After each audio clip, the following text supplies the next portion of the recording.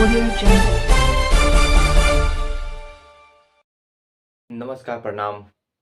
हम रामेश्वर रुद्रपुरी, खबर रुद्रपुर से। रउआ लोगन के बता दी कि राम मंदिर के प्राण प्रतिष्ठा में हमरे तरफ सगरे घर अपन दिया मोमबत्ती से झालर से रोशन कैले रहे, जैसे लगत रहे कि दिवाली पुनः मनावल जात बा।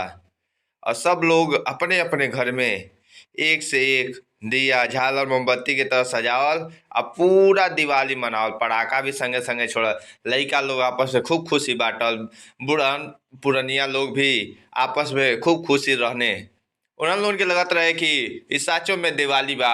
जब ऊ दिवाली एगो रहे जब रामचंद्र जी 14 साल का वनवास काट के आयल रहनी। और ई दिवाली जौन बा ई एगो बा कि 550 साल का वनवास काट के ही रामचंद्र जी ओ तम्बू में रहत रहनी और आज उनके महल मिलल और आज विराजमान भईनी।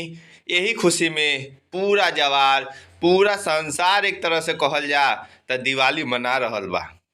और दिवाली के सबके बधाई देत भी रहे। लोग एक दूसरे के मिठाई भी खियौलस, मिठाई खिया के सबके बधाई के रूप में दीपक भी जलावल, दीपक जला के एक दूसरा के बधाई देलस।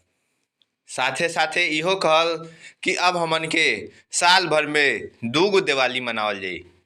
पहला दिवाली तो रामचंद्र जी के वन आगमन से रहे और ये दूसरका दिवाली हमन के जब रामचंद्र जी के नया घर और महल मिलल बा। ये महल मिलला के खुशी में कुछ पुरनिया लोग अपने घरे बैठ के रामायण पाठ कैनी, कुछ लोग कीर्तन भी गावल। कीर्तन गावत लोग कहनी कि राम जी के आगमन भइल, एक खुशी में हमन के ई कीर्तन करतनी के, रामायण पाठ करतनी के, पूजा पाठ करतनी के। घर का सब पुरनिया मेहरारू लोग भी गीत गावत रहे। लोग बैठ बैठ के अपने घरे 2-4 जाने के घरे में जा कर के एक जगह बैठ के गीत गावत रहे। लोग कहत रहे लोग कि ऐसा मौका फिर दोबारा ना मिली जौन आज हमन के मिलल बा। ई हमन का समय नाई रहे कि कबो ऐसा दिन भी देखल जा सकत रहनी कि रामचंद्र जी के पुनः ऊ अपन घर मिल सकत रहे।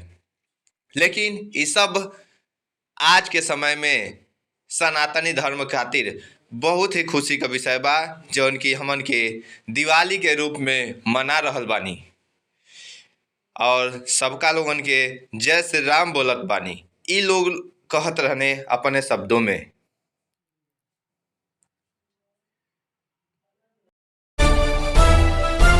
Audio Jungle.